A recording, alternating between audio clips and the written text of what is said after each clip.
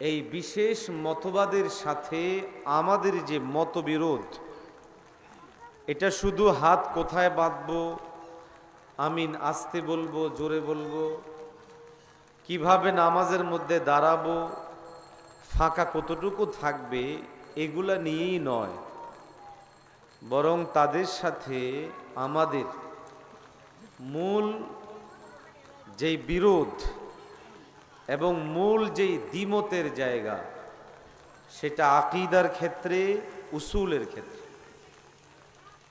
কারণ মাসআলার ক্ষেত্রে ইখতিলাফ তো আমাদের সাথে অন্যান্য ইমামদেরও আছে।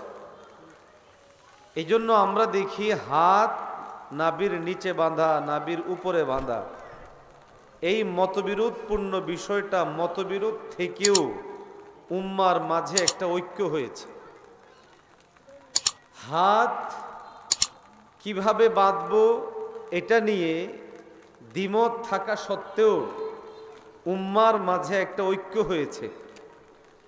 মাযহাবকে কোনটা মানবে, কেউ হানাফি, কেউ শাফি, কেউ হাম্বলি, কেউ মালিকি, এই মতবিরোধের পরেও উম্মার মাঝে একটা মতৈক্য হয়েছে, মতৈক্য হয়েছে, একমত হয়েছে যে আমাদের মাঝে এই হাত বাঁধবো কোথায়, আমিন আস্তে বলবো না জোরে বলবো, দাঁড়াবো কোথায়, এই বিষয়গুলো নিয়ে ইখতিলাফ থাকলেও নবীর হাদিসকে কেন্দ্র করেই যেহেতু এই ইখতিলাফগুলো হয়েছে, বিধায় উম্মতে মুসলিমার কোনো একজন মানুষ যদি কোনো একজন ইমামকে মেনে, তার গবেষণা মেনে আমল করেন, তাহলে আমরা ধরে নিব তিনি আহলুস সুন্নাহ ওয়াল জামার অন্তর্ভুক্ত এবং তিনি হক, এবং তিনি হক। তাহলে এখন প্রশ্ন হতে পারে যে আহলে হাদিস যারা, তাদেরও তো বিভিন্ন কাজ, কিছু কাজ ইমাম আবু হানিফার মতের সাথে মিলে, কিছু কাজ ইমাম শাফির মতের সাথে মিলে, কিছু কাজ ইমাম আহমদ বিন হাম্বলের মতের সাথে মিলে, কিছু কাজ ইমাম মালিক রহমতুল্লাহ আলাইহির সাথে মিলে যায়। তো যদি হাদিস অনুযায়ী আমল হলে আমরা এটাকে মেনে নেই, আহলে হাদিস এটাকে মানব না কেন, বা তাদের বিষয়টায় আমরা প্রতিবাদ করি কেন, এই বিষয়টা আমাদের সামনে পরিষ্কার হওয়া দরকার। আহলে হাদিসদের নাভির উপরে কিংবা বুকে হাত বাঁধা আর অন্য মাযহাবের উনাদের বুকে হাত বাঁধার দৃষ্টিভঙ্গিটা এক নয়, বরং ভিন্ন। আহলে হাদিসরা আমিন জোরে বলা আর অন্য ফিকহে হাম্বলি উনারা আমিন জোরে বলা দোনোটা এক বরাবর নয়। বলে কেন এক বরাবর নয়? জিনিস তো একই। ব্যাপারটা বুঝার জন্য আপনাকে আরো একটু গভীরে যেতে হবে। ইমাম আহমদ বিন হাম্বলের অনুসারীরা আমিন জোরে বললেও যারা আমিন আস্তে বলে এদের বিরুদ্ধাচরণ করে, কথা বলেন, করে। ইমাম আহমদ বিন হাম্বলের অনুসারীরা নাভির উপরে হাত বাঁধলেও আমরা যারা নাভির নিচে হাত বাঁধি আমাদের বিরুদ্ধে বিষোদ্গার করে, বিরোধিতা করে না। কিন্তু আহলে হাদিস যারা, তারা শুধুমাত্র বিরোধিতা নয়, বিষোদ্গার নয়, বরং মানুষের মাঝে তারা এই দাওয়াত দিয়ে বেড়ায়, তোমরা যারা নাভির নিচে হাত বাঁধো তোমাদের এই বাঁধা শুদ্ধ না, সঠিক না, হাদিস সম্মত না। তোমরা যারা আস্তে আমিন বলো তোমাদের এই আমিন বলাটা শুদ্ধ না, সহি না, হাদিস সম্মত না। বরং তারা বলতে বলতে একটা পর্যায়ে আমাদেরকে বেদাতি পর্যন্ত বলে, অথচ এই জিনিস কোনো ইমাম আহমদ বিন হাম্বলের অনুসারী বলে না, ইমাম মালিকের অনুসারী বলে না, অন্যান্য ইমামদের অনুসারীরা বলে না। সুতরাং এখান থেকে বোঝা যায় যে আহলে হাদিসরা এবং অন্যরা আমলগতভাবে মিললেও দৃষ্টিভঙ্গি এক নয়, বরং ভিন্ন। এক না ভিন্ন? ভিন্ন। নাম্বার 2 হলো, আরেকটু দিকে না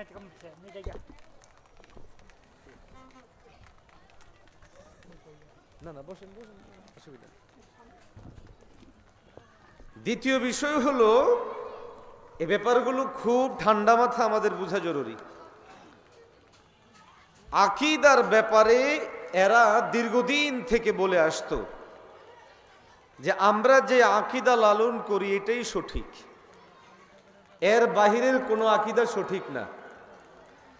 আমরা যারা আহলুস সুন্নাহ ওয়াল জামার অনুসারী, আমাদের ইনসাফপূর্ণ নিরপেক্ষ কথা হলো যে মাযহাবের ক্ষেত্রে যেমন 4 মাযহাবী হক, আকীদার ক্ষেত্রেও 3টা মতামত, 3টা মাযহাব রয়েছে, আশায়েরি, মাতুরিদি, আথারি। ওখানে যেমন হানাফি, শাফি, হাম্বলি, মালিকি সবাই মিলে আহলুস সুন্নাহ ওয়াল জামাআহ, আকায়েদের ক্ষেত্রেও আশায়েরি, মাতুরিদি, আসারি ওনারা সবাই মিলে আহলুস সুন্নাহ ওয়াল জামাআহ।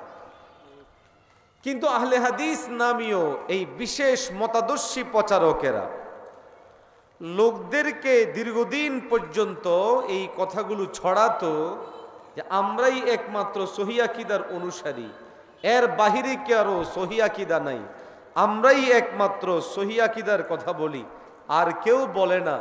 বর্তমান সময়ে কুদরতে নিজাম ফিলিস্তিনের ঘটনার পর গোটা দুনিয়ার মানুষের সামনে পরিষ্কার হয়ে গেছে এরা আসলে সহিহ আকীদা নয়, বরং এদের আকীদা হলো পরিষ্কারভাবে ভ্রান্ত, ভুল এবং ভুয়া আকীদা। তারা আকীদার দোহাই দিয়ে আমাদের মাজলুম ফিলিস্তিনিদের বিপক্ষে অবস্থান গ্রহণ করেছে, ইসরায়েলিদের পক্ষাবলম্বন করেছে। অতএব যেই আকীদা বেঈমানদের পক্ষে যায়, যেই আকীদা আমাকে মুসলমানের ভাইয়ের পক্ষে দাঁড়াইতে সহযোগিতা করে না, ওই আকীদা কোনোদিন সঠিক হতে পারে না। বরং এই আকীদার ব্যাপারে আমরা পরিচ্ছন্ন বলি এটা ভুল, বাতিল, ভ্রান্ত আকীদা। কোন আকীদা? ভ্রান্ত আকীদা। তা আমি আপনাদেরকে গত বছর দেখিয়েছিলাম যে ওদের একটা বই থেকে, যেখানে আহলে হাদিস পরিচিতি এই শিরোনামে একটা বই আছে, সেখানটায় তারা পরিষ্কার করেছে যে এই মতবাদ কোনো ইমামকে কেন্দ্র করেও নয়, কোনো দরবেশকে কেন্দ্র করেও নয়, নবীর কোনো সাহাবীদেরকে কেন্দ্র করেও নয়, কোনো ইমামকে কেন্দ্র করেও হয় নাই। অতএব যাদের মতবাদটা নবীকে কেন্দ্র করে, নবীর সাহাবায়ে কেরামকে কেন্দ্র করে, কিংবা পরবর্তী কোনো ব্যক্তিত্বদেরকে কেন্দ্র করে হয় নাই, এই মতবাদ কখনোই সঠিক নয়, বরং এটা ভুল এবং ভ্রান্ত। আজকে আমি আপনাদের সামনে আজকে আপনাদের সামনে কিছু মোটা মোটা কথা বলবো। আহলে হাদিস মতবাদে তারা মানুষদেরকে জোরানোর জন্য কিছু মোটা মোটা কথা বলে, যেই কথাগুলো খুব আবেগপূর্ণ এবং মানুষের খুব সহজে মাথায় ক্যাচ করে। যেমন আপনাদেরকে যদি বলে আপনি কি কোরআন হাদিস মানবেন নাকি হুজুরের কথা মানবেন? কথা বলেন, কোরআন হাদিস। এখন খেয়াল করুন, এই যে আপনি কি কোরআন হাদিস মানবেন নাকি হুজুরের কথা মানবেন, এই প্রশ্নটা কি সঠিক?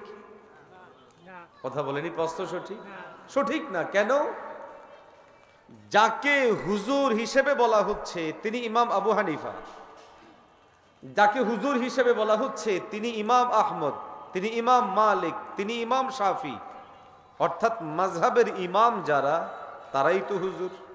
আর যদি এই মসজিদের হুজুরের দিকে ইঙ্গিত করে বলে যে এই হুজুরের কথা মানবেন না কোরআন হাদিস মানবেন, তো এই হুজুর উনি কি কোরআন হাদিসের ভিতরে না বাহিরে? জোরে বলেন, ভিতরে। প্রথমত প্রশ্নটাই ভুল, প্রশ্নটাই ভুল। কিসের ক্ষেত্রে? আল ফিকহুল ইসলামী বা মাযহাব মানা না মানার ইস্যুতে এসে তারা যখন আপনার আমাকে এই কথা বলে যে আপনি কি কোরআন হাদিস মানবেন নাকি ইমাম আবু হানিফাকে মানবেন, এই কথাটা কেমন এটা বোঝার জন্য ছোট্ট একটা উদাহরণ দিচ্ছি। আমাদের স্কুলের বইগুলো একজন শিক্ষক বাংলা বইয়ের একটা ব্যাখ্যা বই লিখলো। কি লিখলো? ব্যাখ্যা গ্রন্থ লিখলো। এখন যদি কেউ এসে আপনাকে বলে আপনি কি এই বই পড়বেন, বইয়ের কথাগুলো নিবেন নাকি এই ব্যাখ্যার কথাগুলো নিবেন, তখন এই প্রশ্নটা কেমন হবে? যৌক্তিক না অযৌক্তিক? অযৌক্তিক। কেন? কারণ এই বইয়ের ব্যাখ্যাই তো হলো ওই বইটা। অতএব এই দোনো বইকে একটা আরেকটার সাথে বিপরীত হিসেবে দাঁড় করিয়ে একটাকে মানা আরেকটাকে না মানার দাবি করাটাই হলো দুষ্টামি। নাম্বার 2, যারা আপনাকে এই কথা বলে সে কে, তার দাবি কি? সেও আপনার আমার মতো হয় একজন আলেম হবে অথবা একজন দায়ী হবে।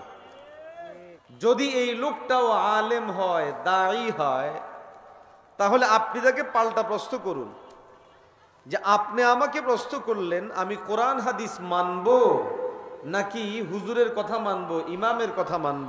তো আপনাকেও আমি প্রশ্ন করছি, আপনিও কি কোরআন হাদিস মানবেন নাকি আপনি আপনার অনুসরণীয় ইমামের কথা, আলেমের কথা মানবেন?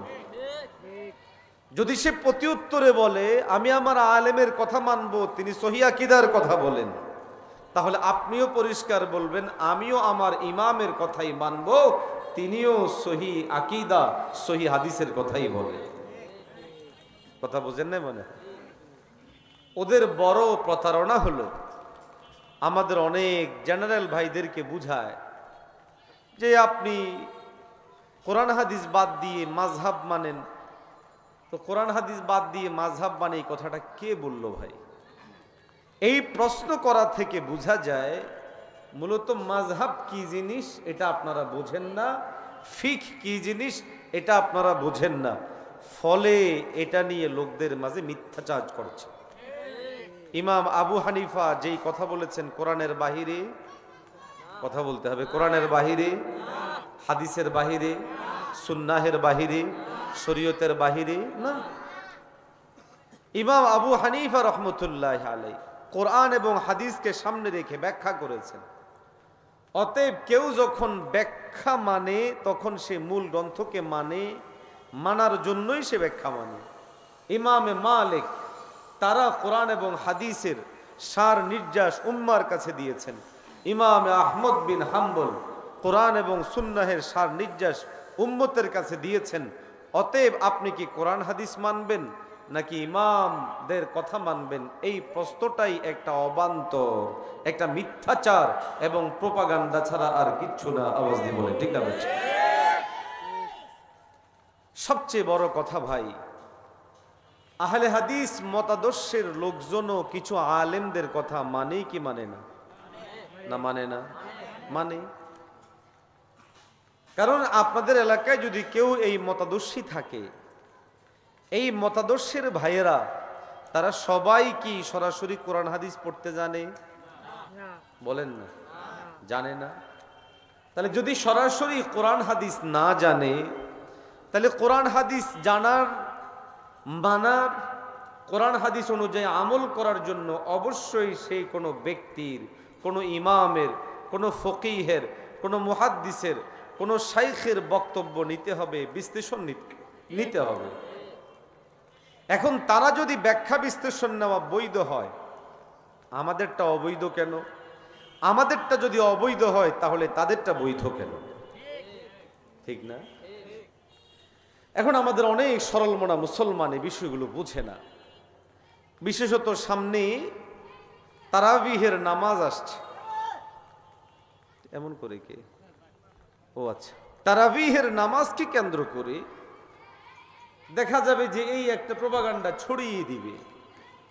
মোহতারাম ভাইয়েরা, তারাবিহের নামাজকে কেন্দ্র করে আপনারা যারা বিভিন্ন রকম কথা উম্মার মাঝে ছড়ান এবং লোকদেরকে হযরতে ওমর রাদিয়াল্লাহু তাআলা আনহুর মতো আজিম উশান সাহাবীর ব্যাপারে এরকম শব্দ চয়ন করে বেদাতি, যে উনি এই বেদাতকেও চর্চা করেছে। হযরত ওসমান রাদিয়াল্লাহু তাআলা আনহুর শানে এই শব্দ উচ্চারণ করে যে তিনিও বিদআতি, এরকম চরম শব্দ যারা উচ্চারণ করে তাদের ইমানের অবস্থা কি, আমলের অবস্থা কি, এটা আলাদাভাবে বয়ান করার কোনো প্রয়োজন নাই, কিন্তু তারা এই বিষয়গুলোকে করে।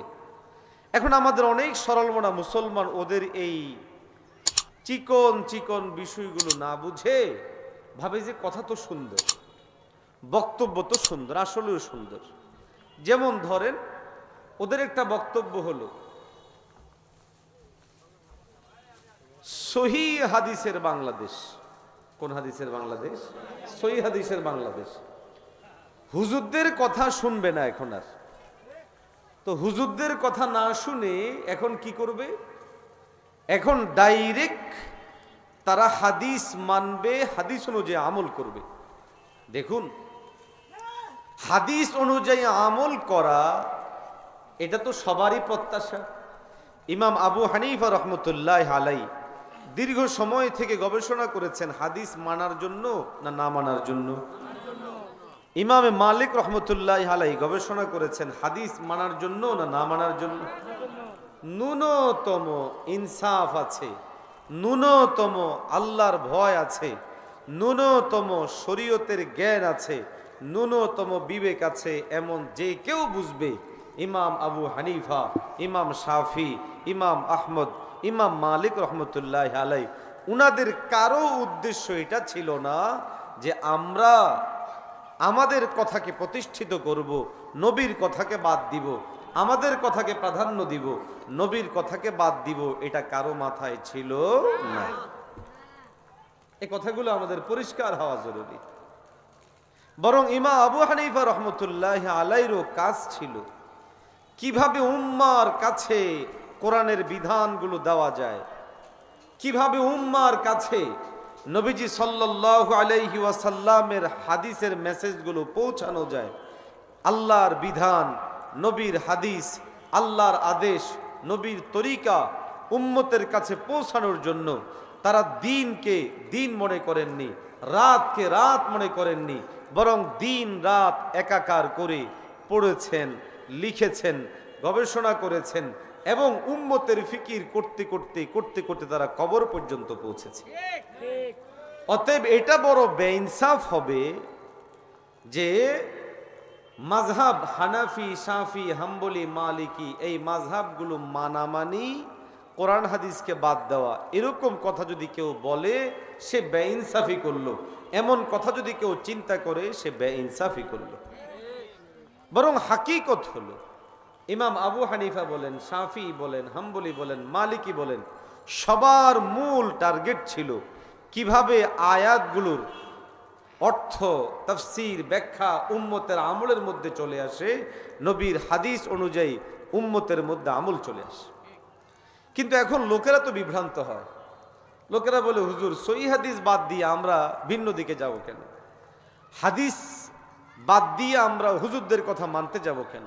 ও আল্লাহর বান্দা, আপনাকে কে বলেছে হাদিস বাদ দিয়ে হুজুরের কথা শুনতে? হুজুর তো হাদিসের কথাটাই বলেছেন, ইমাম তো হাদিসের কথাটাই বলেছেন, আল ফিকহুল ইসলামীতে তো হাদিসের কথাটাই বলা আছে।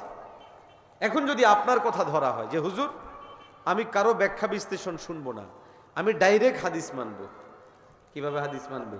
ডাইরেক্ট। তো যদি আপনি ডাইরেক্ট হাদিস মানতে চান, আপনার পাশে আপনার ইমাম আছে, ওলামারা আছে, তাদের কাছে জিজ্ঞাসা করবেন, আপনার হাসর কায়েম হয়ে যাবে। আপনি আমল করতে পারবেন না সরাসরি হাদিসের উপর। কেন পারবেন না? এক নাম্বার, আমাদের অনেকের অজ্ঞতা আছে না নেই? জাহালত আছে। কারণ এদেশের অধিকাংশ মানুষ কোরআন হাদিস জানে না, কম মানুষ জানে? কম মানুষ জানে। তো প্রথমত আপনি বিপদে পড়বেন যে আমি ডাইরেক্ট হাদিস মানবো, তো ঠিক আছে মানেন। এখন যদি বুখারী শরীফটা হাতে দিয়ে দেওয়া হয় উনি পড়তে পারবে? কোরআন শরীফটা হাতে দিয়ে দেওয়া হয় পড়তে পারবে? তাহলে প্রথম বিষয় হলো এটা একটা এমন জিনিস নিজের ঘাড়ের উপর চাপায় নেওয়ার চেষ্টা করা হচ্ছে যেটা অসম্ভব, যেটা কোনোদিন তার পক্ষে সম্ভব নয়। দ্বিতীয়ত হলো যদি আপনি নিজে পড়তেও পারেন যে হুজুর আমি কোরআন পড়তে পারি, কোরআনের অর্থ বুঝি, হাদিস পড়তে পারি, হাদিসের অর্থ বুঝি, মাশাআল্লাহ, তো হাদিসের গ্রন্থ নেন। হাদিসের গ্রন্থ নেওয়ার পর এখন আপনার সামনে একটা মাসআলা বলি, আপনি কোথায় হাত বাঁধবেন এ নিয়ে আপনি হাদিস শরীফ পড়তেছেন।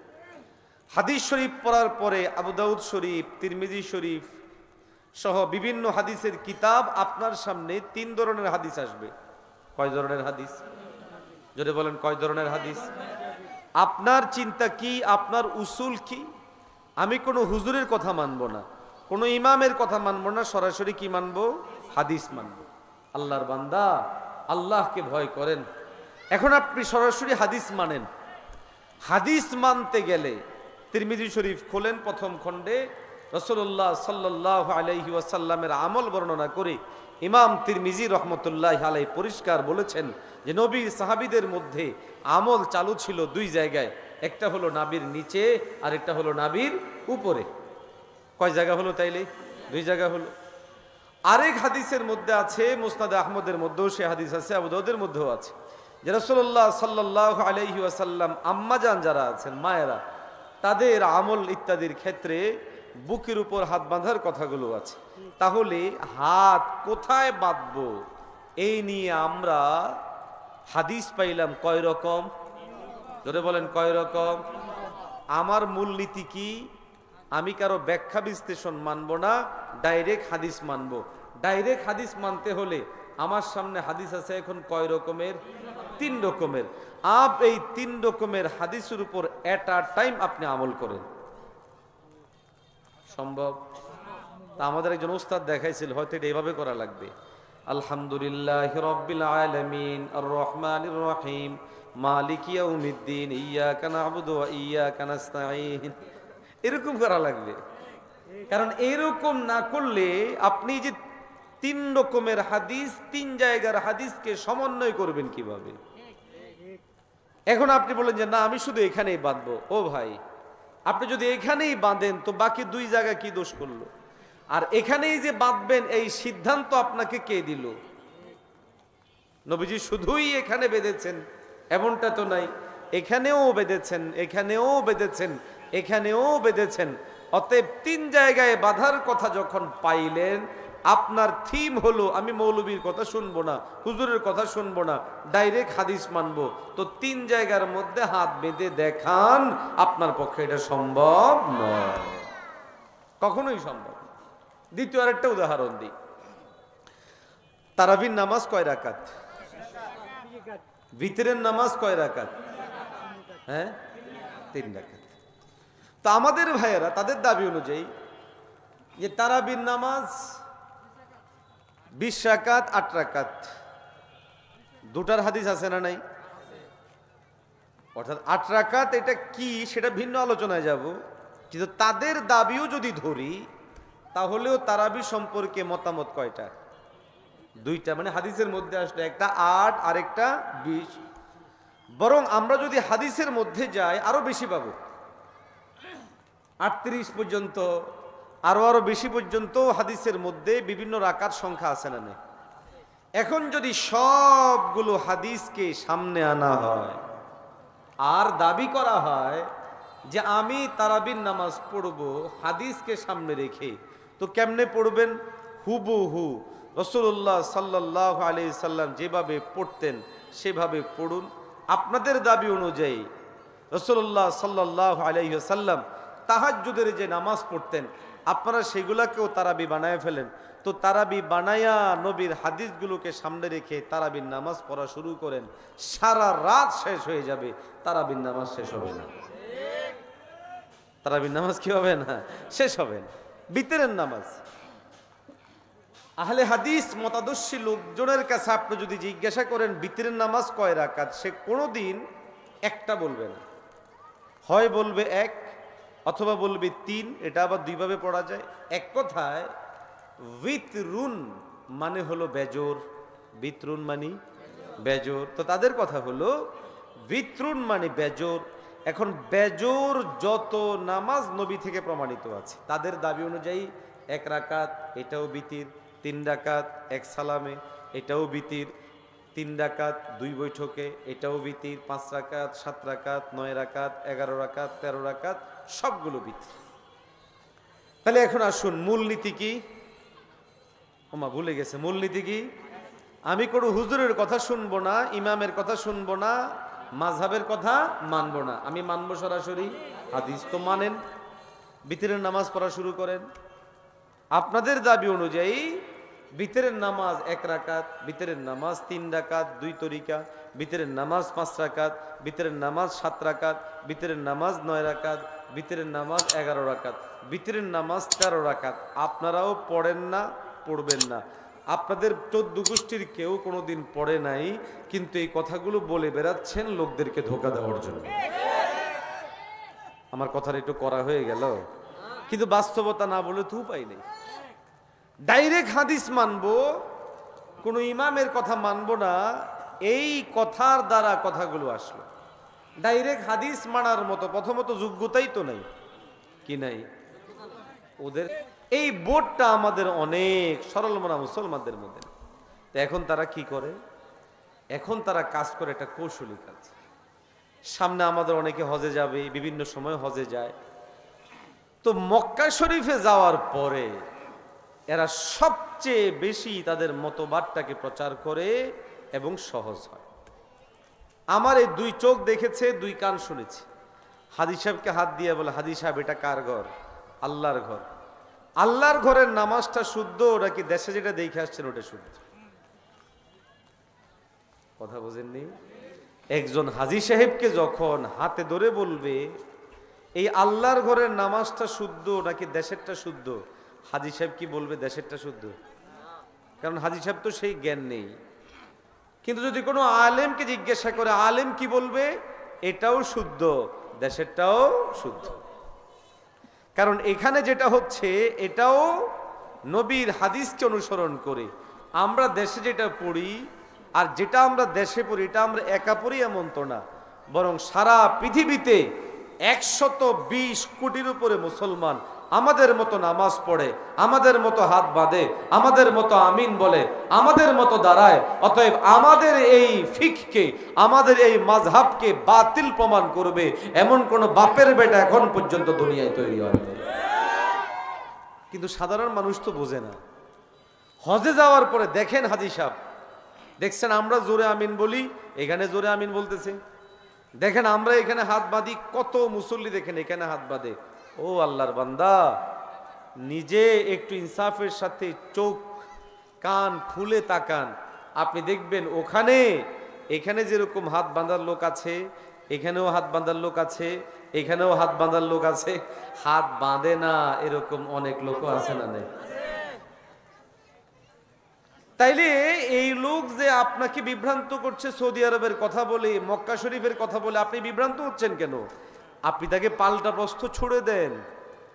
তুমি তোমার মতবাদ প্রতিষ্ঠার জন্য আমাকে বুঝাইলে, দেখেন এই লোক কেমনে হাত বাঁধছে, এই লোক কেমনে হাত বাঁধছে, ওই লোক কেমনে হাত বাঁধছে। তো এই লোক, এই লোক, এই লোক, এই 3 জনের মাঝখানে আরো যারা আছে এরা কোথায় বাঁধছে ওইটা কেন বলো না? এটা বললে ওর যে ধান্দা এটা বন্ধ হয়ে যাবে, এই জন্য ধোঁকাবাজেরা এইগুলা বলে। রাগ করলেন আমার কথা? একটু কঠিন হয়ে গেল আর কি। কিন্তু ধোঁকা যিনি দেয় তাকে কি বলা হয়? ধোঁকাবাজ বলে। তো যেহেতু একে একে একে 3 জনরে দেখাইছে আর বাকি 3 জন মাঝখানে বাদ গেছে, এই কাজ যে করলো সে ভালো কাজ করলো না, ধোঁকাবাজি করলো, এই জন্য ধোঁকাবাজ বলেছে। গত বছর গত হজে এরকম এক ধোঁকাবাজের সাথে সাক্ষাৎ। আমি আমার জায়গা থেকে ওকে সর্বোচ্চ বুঝিয়েছি। আমাদের অনেক সরলমনা মুসলমান এই বিষয়গুলোকে বুঝার চেষ্টা করে না। খেয়াল রাখবেন, সবসময় মনে রাখবেন যে মতবিরোধ ও ভিন্নতা যেটা, এটা রাসূলুল্লাহ সাল্লাল্লাহু আলাইহি ওয়াসাল্লামের হাদিসকে কেন্দ্র করে। নবীজি সাল্লাল্লাহু আলাইহি ওয়াসাল্লামের হাদিসের মধ্যে নাভির নিচের কথা উপরের কথা আছে। তো ইমামরা ইজতিহাদ করে কেউ নিচের কথা বলেছেন, কেউ উপরের কথা বলেছেন। অতএব এই অনুযায়ী আমল চলে আসছে, আমল চলমান। অতএব এই নিয়ে বিভ্রান্তিকর কোনো কথাবার্তা বলার কোনো সুযোগ নাই। কিন্তু এরপরেও তারা বলেই যাবে এবং সাধারণ মুসলমানদেরকে বিভিন্নভাবে বিভ্রান্ত করবে, বিচ্যুতি করবে। নামাজে আমিন পড়া নিয়ে, আমিন আসতে বলবে না জোরে পড়বে, এই নিয়ে কি লম্বা ইখতিলাফ। দেখুন রাসূলুল্লাহ সাল্লাল্লাহু আলাইহি ওয়াসাল্লামের আমল দেখে ওয়াইল ইবনে হুজর রাদিয়াল্লাহু তাআলা আনহু পরিষ্কার বলেছেন যে আমি রাসূলুল্লাহ সাল্লাল্লাহু আলাইহি ওয়াসাল্লামকে আমিন তো আসতে বলতে দেখেছি, শুনেছি। এখন আমাদের এই আমল, এটা তো আপন জায়গায় বিশুদ্ধ। দ্বিতীয় নাম্বার, নবীজি সাল্লাল্লাহু আলাইহি ওয়াসাল্লাম নামাজে কেরাতের মধ্যে সূরা ফাতিহা পড়বে কি পড়বে না এই নিয়ে বিষয়। তো এই বিষয় নিয়ে এই ভাইদের এই পরিমাণ দ্বিমত ভিন্নতা, এই পরিমাণ দোটানা, এই পরিমাণ দ্বিচারিতা, আপনি আশ্চর্য হয়ে যাবেন। আমিন আস্তে বলা জোরে বলার যে বিষয়, এই বিষয়টা কি পরিমাণ গুরুত্বপূর্ণ এবং এটার দ্বারা উম্মত কি পরিমাণ সওয়াব প্রাপ্তি হবে।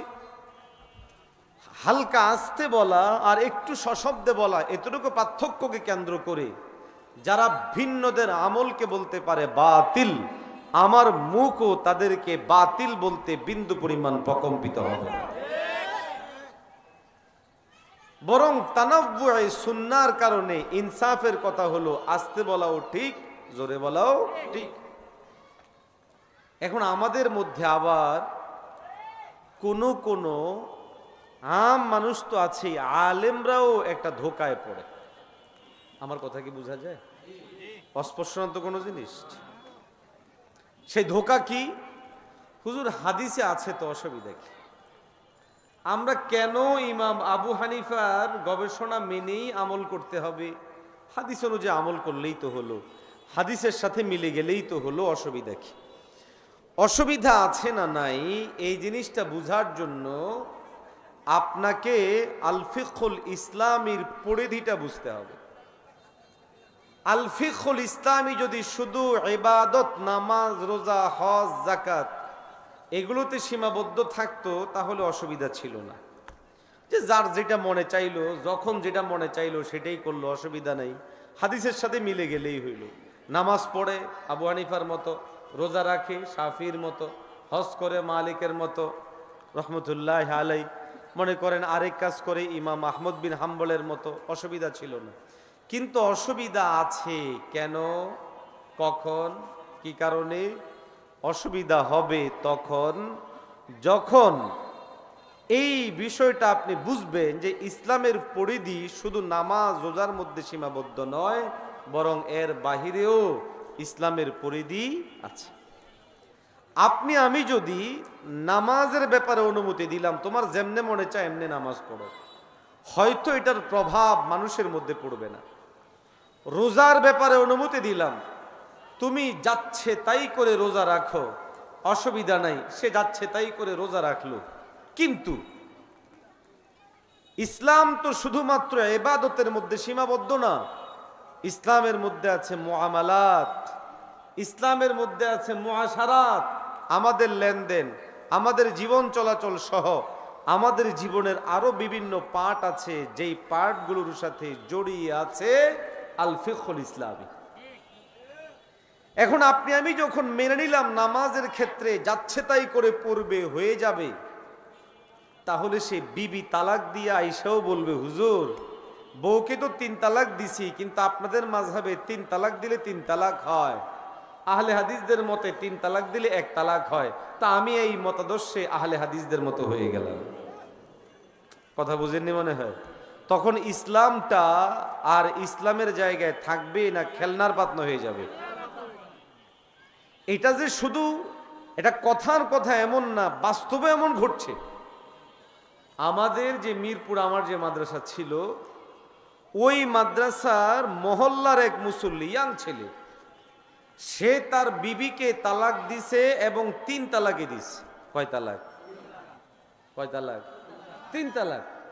3 তালাক দেওয়ার পরে আমাদের যে ফাতোয়া বিভাগ আছে ওখানে আসার পরে আমরা বলেছি ভাই 3 তালাক দিলে কয় তালাক হবে? 3 তালাকই তো হবে। তো সে আমাদের এটাকে না মেনে পাশে আহলে হাদিস মতাদর্শী একটা মসজিদ আছে, মাদ্রাসা আছে, ওখানে গেল। ওখানে যে সে তার বিবাহ সম্পর্কে তাদেরকে জিজ্ঞাসা করলো, জিজ্ঞাসা করা হলো, বলল অসুবিধা নেই, তালাক তো 3টা দিছো একসাথে, তো তোমার 1 তালাক হয়েছে। কয় তালাক হয়েছে? আচ্ছা 3 তালাক দিলে 1 তালাক কেমনে হয়? আমি বললাম 3, কি বুঝাইছে? 1। আমি বললাম 1 যোগ 1 যোগ 1 সমান সমান কত? 3। তো আমি যদি 1 1 1 আলাদা আলাদা 3 বার বললে তিনোটার যোগফল মিলে 3 হয়, ওই আমি যদি বলি 3, তাহলে এটা 1 হয়ে যাবে কেমনে? 3টা 1 হওয়া এটা তো মুসলমানের থিওরি না, এটা তো খ্রিস্টানদের থিওরি। আরো আসতে বলে, জোরে বলেন না। ওদের একটা মতবাদের নাম হলো তৃত্ব মতবাদ। কি মতবাদ? তৃত্ব মতবাদ। তৃত্ব মতবাদ মানে হলো এখানে আল্লাহ, আল্লাহর ছেলে হযরতে ঈসা এবং মারিয়াম হলো হযরতে আরেকটা অংশ, এই তিনটাকে মিলিয়ে তারা বলে যে তিনোটা মিলে হলো ওয়ান গড। তিনোটা মিলে কি? এক খোদা। আপ 3 বললে 1 হওয়া এটা মুসলমানের বিশ্বাস না, এটা হলো খ্রিস্টানদের বিশ্বাস। তা আমাদের একজন আলেম দ্বীন উনি একটা ছোট্ট ঘটনা বলেছিলেন এই বিষয়ের উপর, আপনাদের কিনা বলতে চাই, শুনতে রাজি? শুধু গল্প হবে না, গল্পের সাথে শিক্ষণীয় আছে। এক লোক তার বিবিকে 3 তালাক দিছে। কয় তালাক? তো 3 তালাক দিয়ে ইমাম সাহেব হুজুরের কাছে গেছে। তো ইমাম সাহেব হুজুরও আমাদের ফিখের অনুসারী ছিলেন। তা যাওয়ার পরে আল্লাহর বান্দাকে যখন প্রশ্ন করা হলো যে আমি আমার বিবিকে 3 তালাক দিয়ে আসছি, তো আমার বিবির কয় তালাক হয়েছে? ইমাম সাহেব কয় তালাক বলবেন? কথা বলেন না, কয় তালাক বলবেন? 3 তালাক বলে দিছে। 3 তালাক বললে হবে কি? ওই লোক তো এটা মানতে নারাজ। ওই যে আমার এই মুসল্লির মতো তিনি কি করলেন? বলে যে আমি তো ইউটিউবে শুনছি, কারণ আহলে হাদিস মতাদর্শী লোকেরা এই বিষয়ক তালাক বিষয়ক বিভিন্ন আলোচনা ইউটিউবে দিয়ে রাখছে, যেখানে 3 তালাককে 1 তালাক হিসেবে দেখানো হচ্ছে। তো এখন তিনি ওই ইমাম সাহেবকে উনার মাসআলার পরিপ্রেক্ষিতে পাল্টা প্রশ্ন ছুড়ে দিয়ে বলে, আপনি বলেন 3 তালাক, অথচ আমি তো টেলিভিশনে শুনছি শায়েখ বলেছেন 3 তালাক দিলে 3 তালাক হয় না, বরং 1 তালাক হয়। কয় তালাক হয়? 1 তালাক। এখন ইমাম সাহেব হুজুর চিন্তা করে দেখলেন এই আল্লাহর বান্দাকে আর দলিল দিয়ে মাসালা বুঝানো যাবে না। কি দিয়ে মাসালা বুঝানো যাবে না? দলিল দিয়ে মাসালা বুঝানো যাবে না। তো আমাদের ওলামারা বলে আরেকটা আছে দলিলে খামেস, 5ম নাম্বার দলিল। এমনি তো শরীয়তের দলিল 4টা। কয়টা? একটা হলো কোরআন, একটা হলো হাদিস বা সুন্নাহ, একটা হলো ইজমা, আর একটা হলো কিয়াস। তো দলিলে খামেস 5ম নাম্বার দলিলটা কি? 5ম নাম্বার দলিল হলো কি? যেটা দেখালাম, সেটা মাইকে বলা যাবে না।